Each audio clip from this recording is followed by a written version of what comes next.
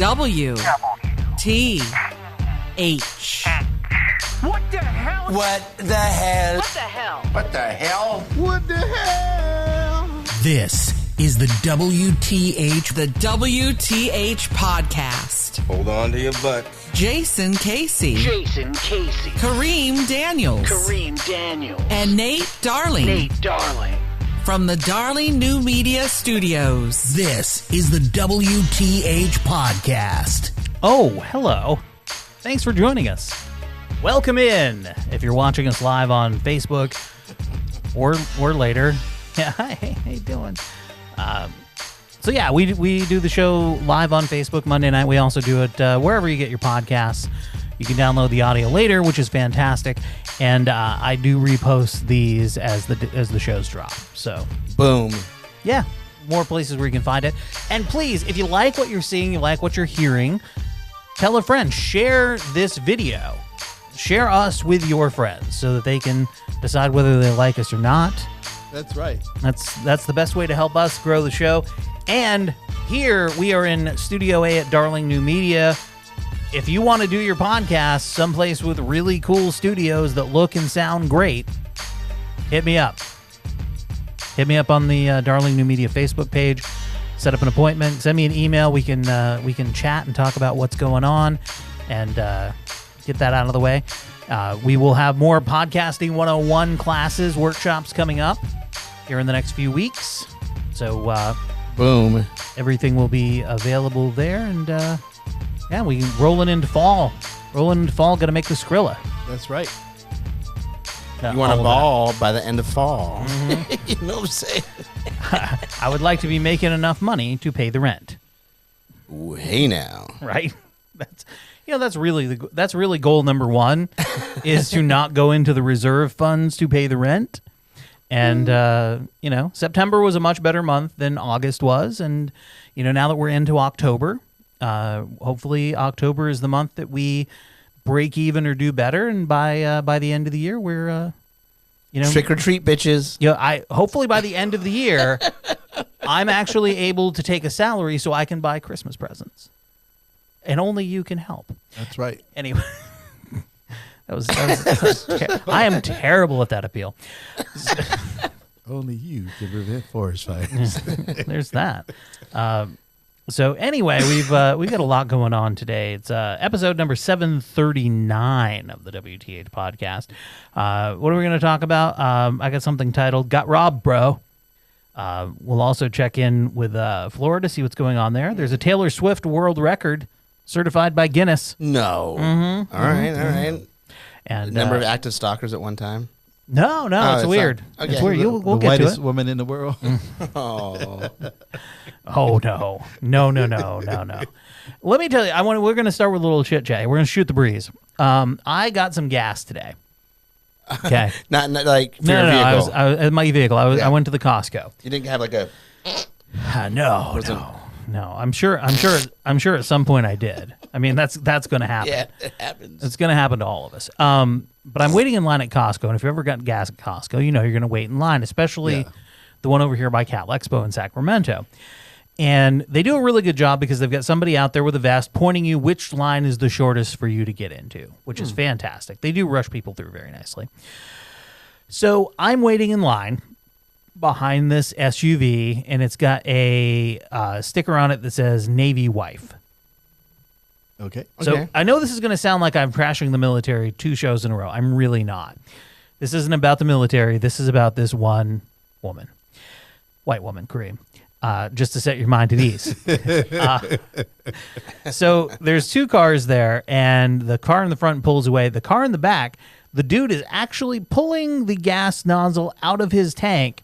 She pulls around him and then backs in crooked. Of course she did. So, because she couldn't wait 30 seconds for him to pull out, and then we could both pull forward. So she's parked cockeyed. So now this person gets in their car. They have to back up, and now there's barely room for them to get around the back corner of her SUV. And we're both gassing up we have to pull the hose around. It's got the long hoses. And there is a graphic on the pump that shows you how not to put the nozzle into your gas tank. Oh no. Of course, because she can't be bothered to hold either the hose or the nozzle, has put it in there, and the nozzle is basically at 2 o'clock. Right. Yeah. So it's at this weird angle. I'm waiting for it to fly out. And I'm just looking, I'm glancing over at her. I'm glancing at the icon on the gas pump that tells you not to do that. And then I see the dude walking through, and he's got the vest on. And I'm thinking, is he going to say something to her? Is he going to be the hero that we need him to be and tell Navy wife that she needs to mind her goddamn nozzle? He didn't. No, of course not. Damn it. Of course not. Gosh darn it. Of course not. Because why be bothered to do your job? And I, right, exactly. Well, his job is directing traffic and whatever else. And safety. Well, just because he has a vest doesn't mean it's safety. And because I'm wearing my Darling New Media t-shirt, I don't want to go up and tell her what a brainless twat she's being. I understand that one well. Because what do I have to gain by this? Yeah. Nothing. Absolutely nothing. I'm getting my gas. Yeah. Now, if the nozzle comes flying out, you better believe earful. Yeah. But I'm thinking, you know what?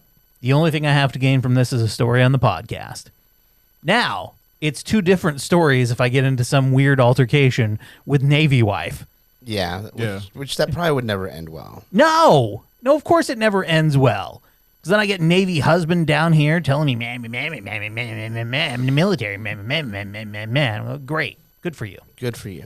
Good for you. I didn't need to go on government assistance. I got my own jobs. That's right, Captain. I'm kidding. You don't know how true that is. Kareem is a veteran. He can say that. Yes. Haven't been in. I can tell you. It's pretty So close. yeah, that was my little shoot in the breeze story. You guys got anything fun like that? Wait, for you, what you just said, that is actually one of the reasons why I got out of the military, because I was like, man, this is almost like being on welfare. The wives? Yeah. All the wives you had? No, I was kidding. All the Navy wives? Yeah. Man. Well, no, I mean, Look, I'm gonna say this: the military is like every other walk of life. So you got good, honorable people, and then you got other people. Yeah. It's Sure. the truth, you know. Yeah, of course. You know, so shit, you know. You mean had- everything's not black and white, Kareem? No, you had a lot of a lot of cats. Look, she was like, "When did this motherfucker go get deployed again? Because I need some other dick." Wow.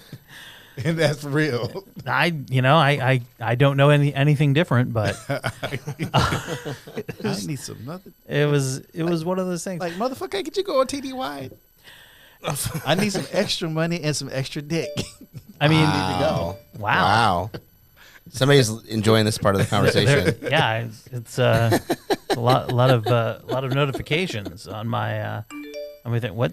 Holy shit, dude! You're fucking popping off. Yeah, well, that's has nothing to do with what we're talking about here. I don't know where That's where the the truth, man.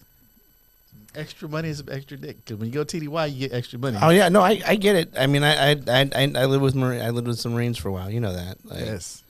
I get it. I understand.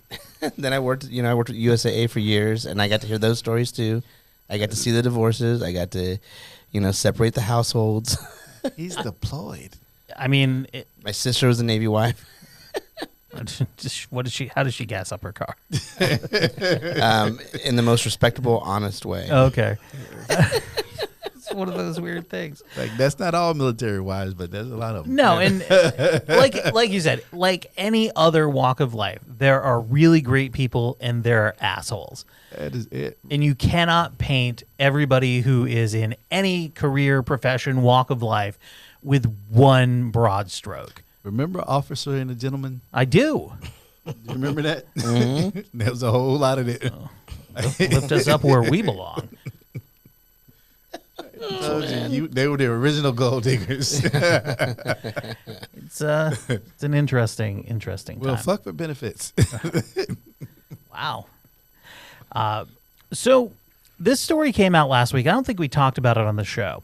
There was a 12-year-old girl who claimed that her classmates pinned her down and cut her dreadlocks at a Christian school in Springfield, Virginia. Well, now the family has apologized to their daughter's classmates after the girl admitted that the story was false, saying, "We sincerely apologize for the pain and anxiety these allegations have caused. We're sorry for the damage this incident has done to trust within the school family and the undue scorn it has brought to the school." The story went viral last week after she accused 3 white classmates of assault. She claimed the boys pinned her on the playground slide, held her hands behind her back, covered her mouth, and clipped her hair, calling it ugly and nappy. They were saying, "I don't deserve to live, that I shouldn't have been born." That's what she told CNN. But on Monday, the school confirmed the student's story was not true.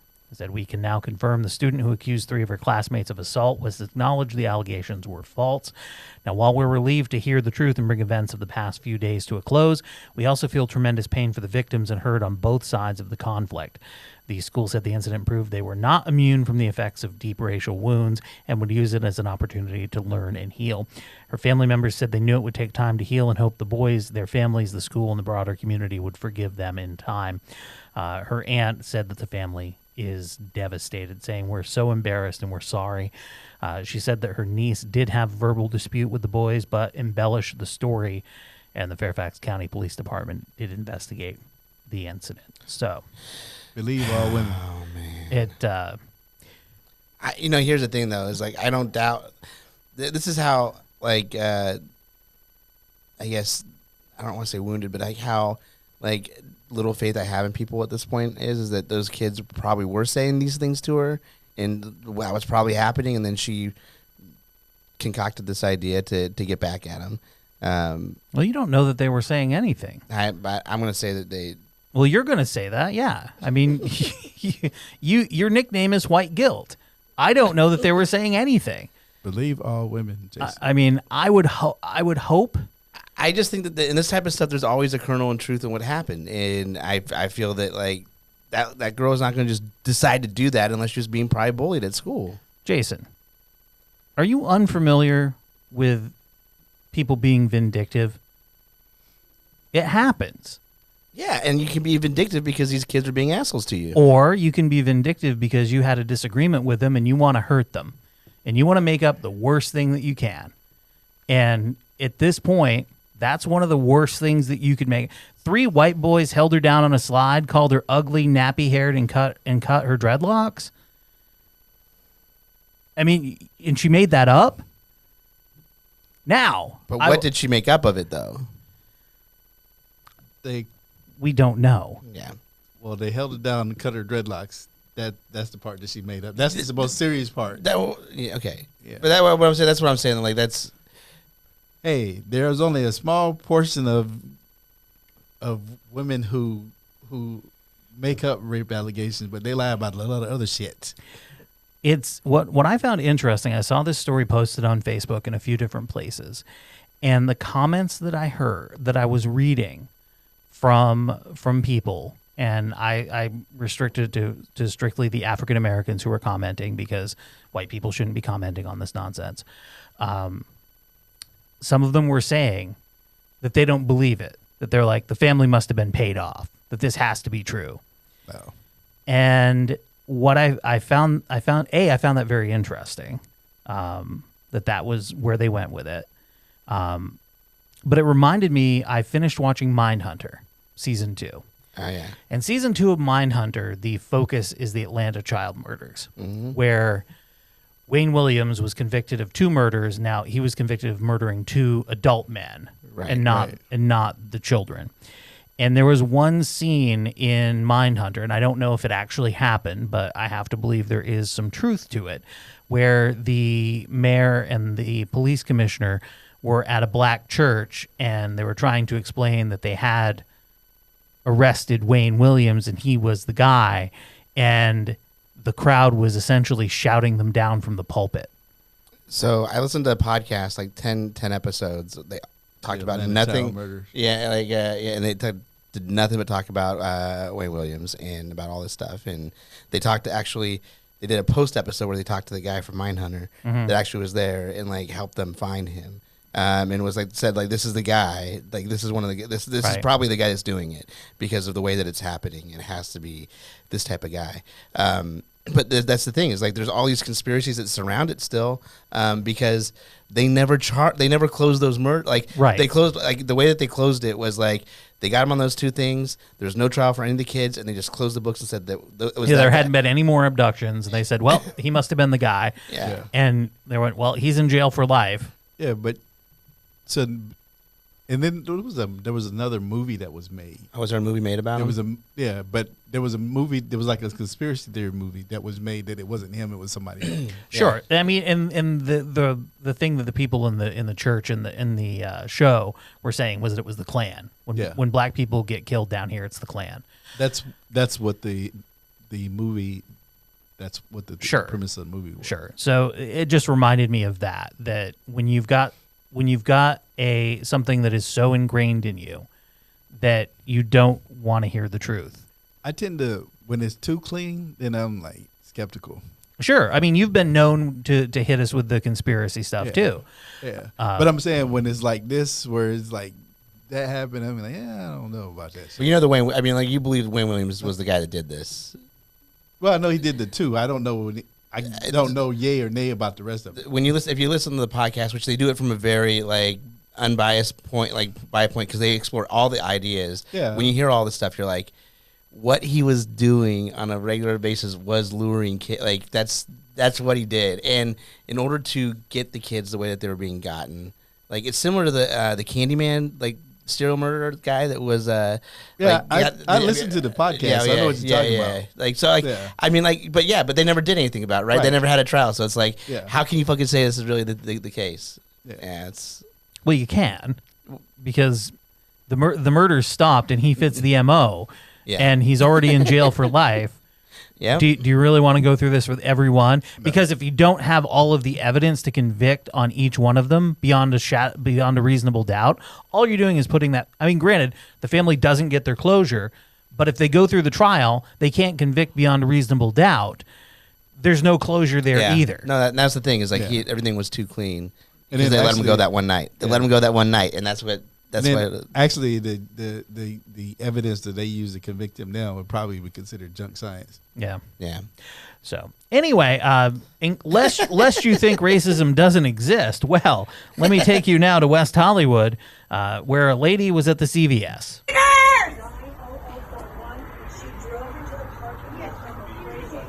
Yeah, she's on drugs or something. No, I just hate niggers. Fuck you, niggers! Oh, lady, take a break. I hate niggers! It's okay, we're calling the cops on you I because you're disturbing would everyone in kill here. a nigger, but the law says I can't kill the niggers.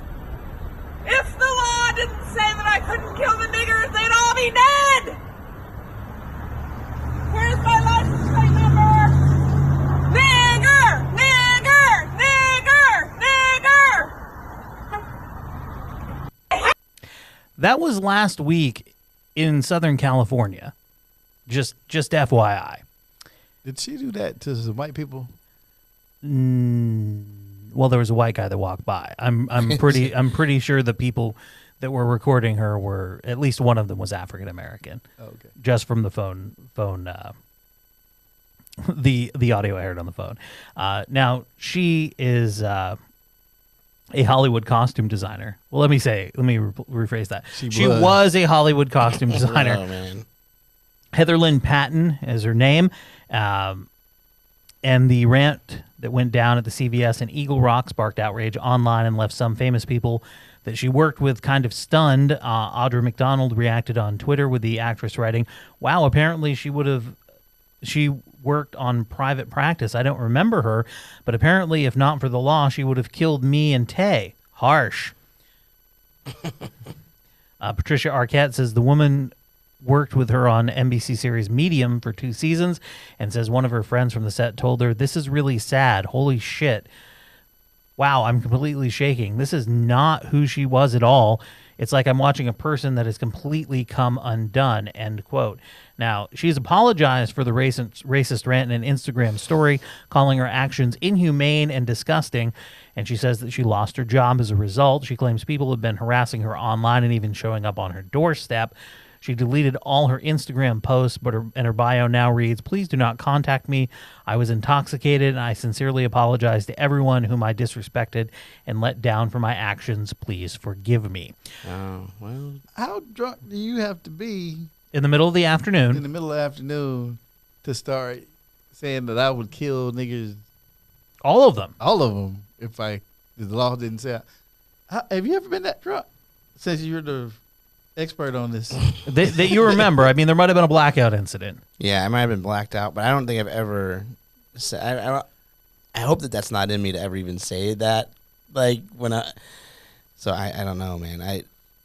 I feel bad. I feel bad for this. I mean, like that's who do you feel bad for? if she's an alcoholic and she's really drunk, I feel bad for her. Yes. Because like that's it's sad if she's really an alcoholic. But that's intoxicated. in you somewhere. No, and like hope she deals with it or something. You know, I mean, like Because my whole point in pointing out what I just pointed out was that I don't think that you would get drunk enough to do that. yeah, That's what I'm saying. thank you. And I hope I wouldn't. Yeah. But. Nate might, but you wouldn't. That means I'm coming to the barbecue, right? Thanks. I'm just joking. No, I mean, fuck this lady. I mean, she lost her job. I mean, the right things are happening, and hopefully, if she is an addict or she is an alcoholic, this will be her bottom, and she gets better. That like. Because I have to believe it. She says she's an alcoholic. Like she was intoxicated. I have to believe that. For now. Trump just appointed her to the Department of Homeland Security. She's a racist. Yeah. That's all I need to confirm. Like, if you apologize for being racist and then you get hired by Trump, then you're a racist. Yeah. Or if you just get hired by Trump. Look, I get it. She's sorry that all this happened, but that you can't be a Hollywood costume designer. Yeah. No. I mean, I don't know what you do from there. But what is going on? Because I saw another video of two like teenage girls doing the same shit. Like, What's what that? the fuck is going on? Saying the N-word like that? Yeah. Oh man, it's emboldened. They're all emboldened because they think that they're above it. Like like these people are. What do you mean these people? these racist white people. These racist white people. That's like it's emboldened them.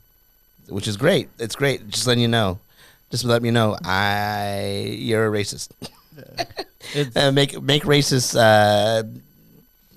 I think in a lot of people's mind, saying those racist things that you've been whispering out loud are now okay for you. Oh yeah. No. I mean, you think they're now okay. Yeah. They're not okay.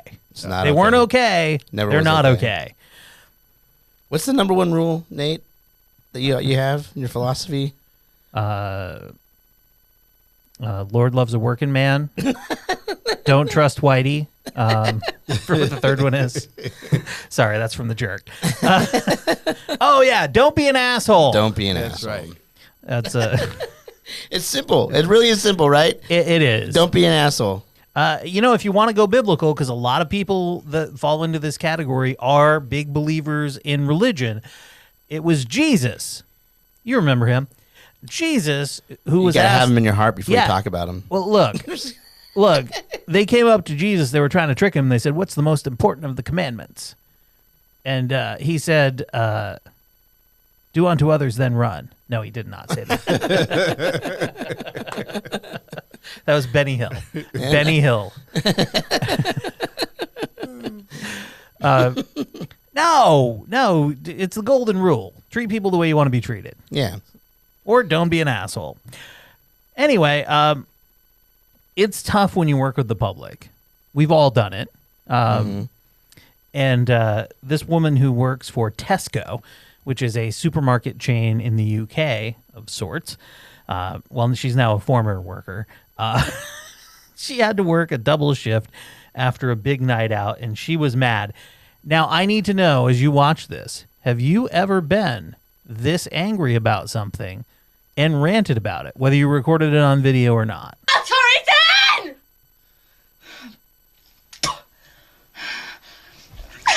Girls, I'm not gonna lie to you. I've had no sleep.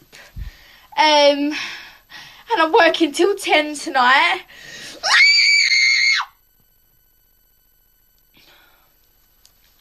And I feel like killing myself. Hello, yes, I can show you where this is. Aisle 22. Why don't you look at what it says on the board instead of asking me what aisle butter is in?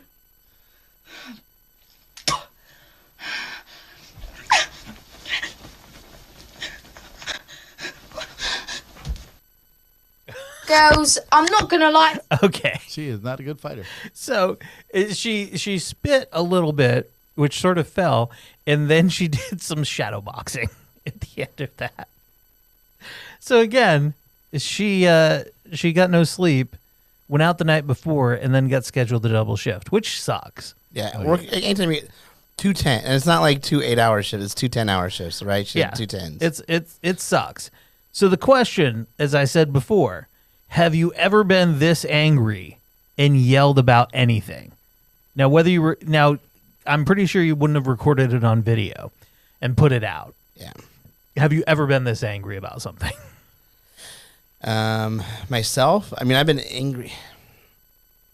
This isn't a hard question. Yeah, no, not really like that. Not like, at least not about my job. Like, I just quit. It doesn't matter what it's about. Yeah. Just something that made you that angry that you just started yelling. Oh yeah, traffic. Like that's one of those things I have to work on a regular basis. I do that all the time. Kareem, what about you? Have you ever been that angry? Yes. Yeah. Actually, I was that angry today. Yeah, me too. Me too. I think this is something people can actually identify with, where you are so angry at a certain point. Now, there are some people who are going to go, "You're insane." I'm not saying you record it and put it on the internet. Right. But at a certain point when something happens and you just get so goddamn frustrated that all you can do is go, "What the fuck now? What the actual fuck is going on?" That was me today. That's what I'm talking about.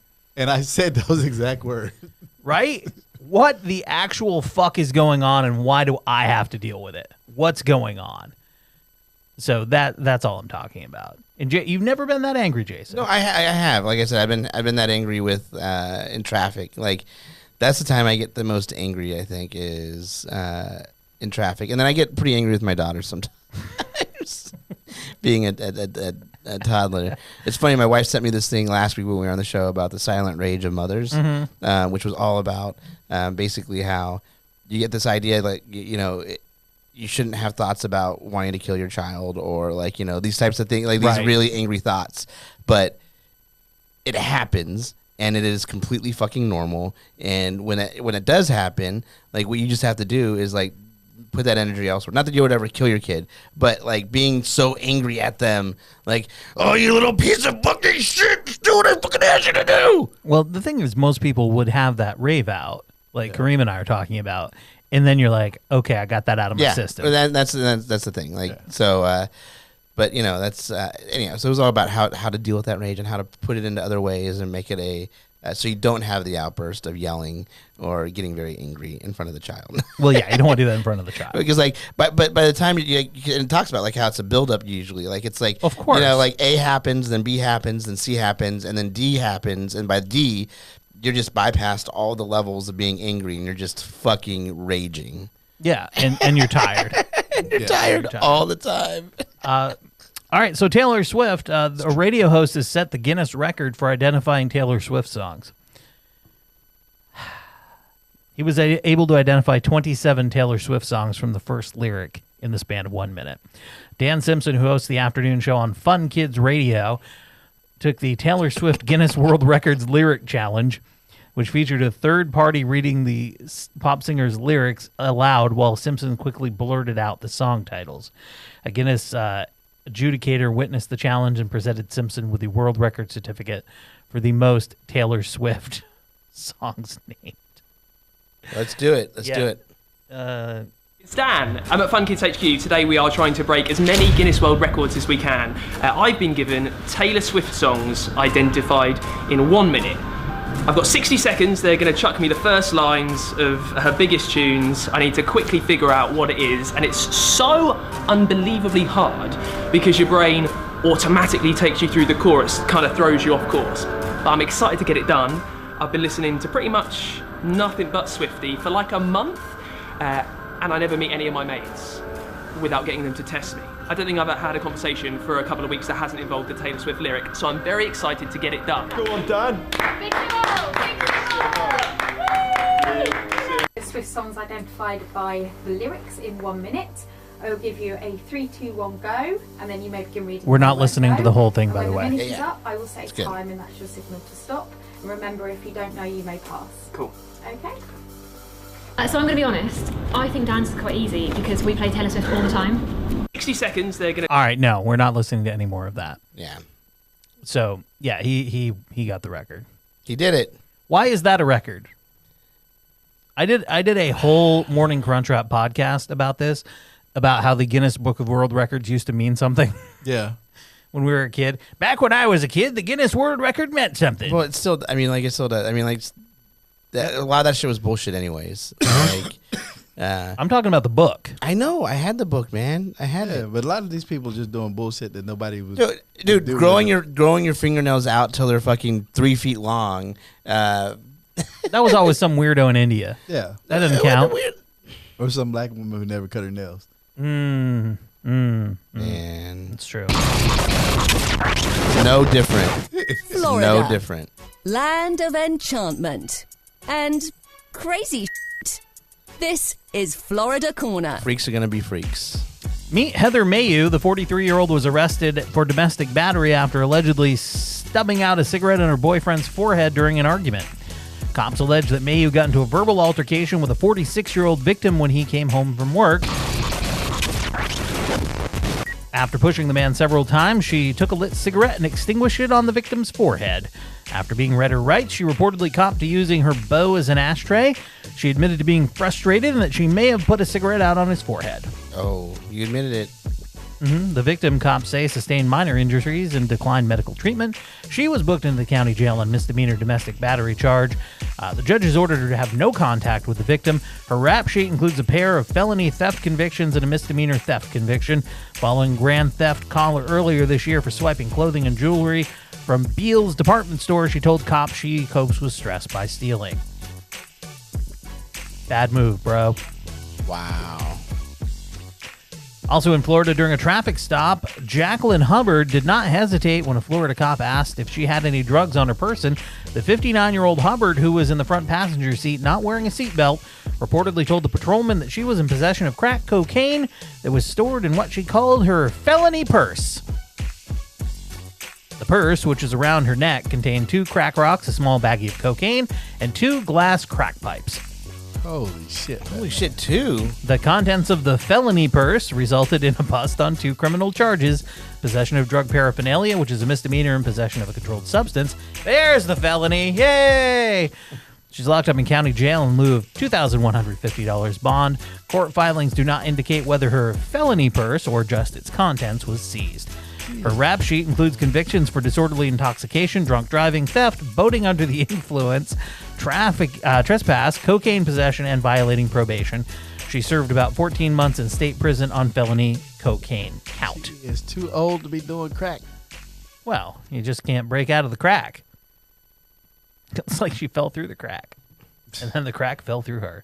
Wow. That's great. Wow.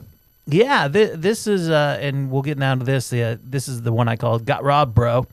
A Pueblo, Colorado man. That's by the way, I know the zip code for Pueblo, Colorado, because that's where all the government pamphlets are. It's 81009. Yep. Yeah. Fucking A. There's nothing else there. Right. The Pueblo police say a man who wanted to make a theft report for a prostitute stealing his wallet is now facing a criminal charge. The PPD posted about the exchange on Facebook, saying the man picked up a prostitute late Wednesday and wasn't happy about her stealing his wallet after. Officers took the theft report, but then informed the caller that he would be charged for picking up a prostitute. It's not clear whether the caller had been arrested, and Pueblo police didn't specifically say what the caller would be charged with. Reaching out to the department for more information, including the suspect's name, KRDO, got nothing. Pueblo police did issue a warning to would-be criminals who are targeted by another crime. You don't get a free pass because you became the victim of an offense while you're committing an offense. Dude was an idiot. Like, he could have just said, I had a Tinder date. Right. And I think she stole my wallet. Yeah, bro, I was picking up this prostitute, and we did it, and then she stole my wallet. Yeah, that was the wrong thing to say, bro. Bro, why didn't you come to me, bro? Bro, I told you prostitutes just say they're from Tinder, dude. The cops can't tell. Oh, it's too high, bro. I don't remember. Bro off. Hey, bro. Yeah, bro. You gonna have the money for rent this month? No, bro. I got stolen by the prostitute. Bro. She stole it on the 28th. Can we get an extension? I don't know if I mentioned this before, but you can help support this show and all of this great comedy by clicking the Shop Amazon tab at the top of WTHpod.com. It helps support the show. It doesn't cost you anything extra. And also, share this video if you're watching on Facebook, or tell a friend about the podcast. Give us a review wherever you're listening to your podcast. That helps, too. Yeah, if you want to hear the opinion of some middle-aged guys, be funny. It's hit or miss, but it's free. I mean, there's that. You don't have to watch. No, it's free. I mean, what else are you doing? What else are you going to do? You're going to watch Bluff City Law? Ooh, that's my second favorite show on right now. Yeah. Thank God Jimmy Smits is back on TV. Oh, man, I missed his Let's leave sweet the face. hustle and bustle for small town news. All right, so small town news. We go back to my previous home of Plattsburgh, New York, where I went to college and then lived for several years after. Antique pickle sign is turns heads. That's the headline on mynbc5.com. Antique pickle sign is turn heads after historic building gets facelift. I'm glad they have good editors there. There's no editors there. Ain't got no money for that, bro. What? Write it, publish it. Nice job.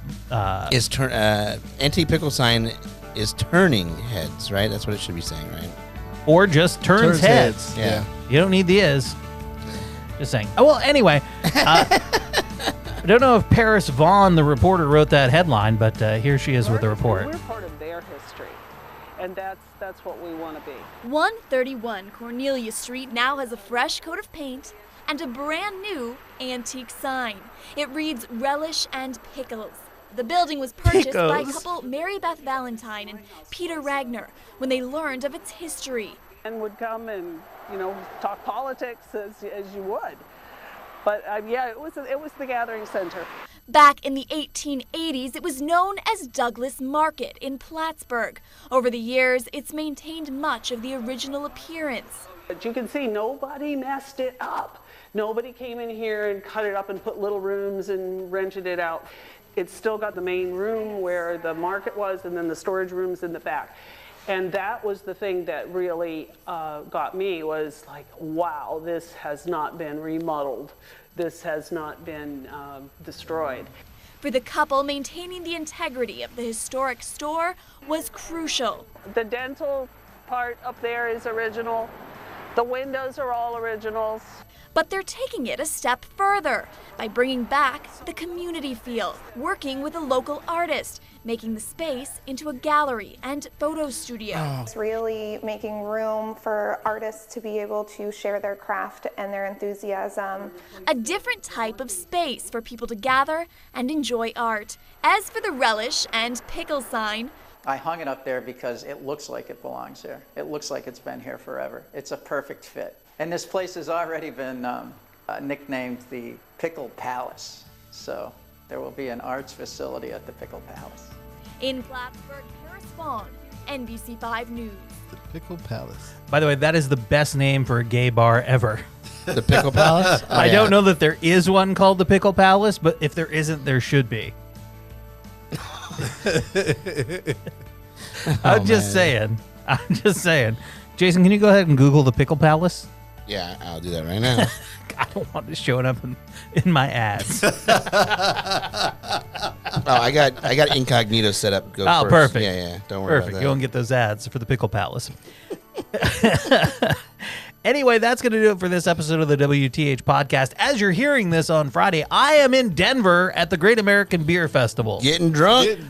No, there are 800 beers, and I have 4 hours to sample them. Yeah, so you'll be drunk. No. Yes. No. I'm going to call you at 8 p.m. Oh, I'll be sober by then. I believe we have early afternoon tickets. Oh, no, you'll keep it going, bro. Nah, bro. So with the altitude, who knows? Oh yeah. I've never drank at altitude. Yeah. So who knows? Is there a gay bar called the Pickle Palace? That's what we're trying to find out. There's a place in the UK called the Pickle Palace. It's the first thing that came up. And what is it? It looks like it's a restaurant. God, there needs to be a gay bar called the Pickle Palace. Am I right? You're right. Thank you. Thank you, Kareem. I appreciate that. Everybody have a great weekend. We'll see you next time. Grievances on the Monday episode of the WTH podcast. Lates.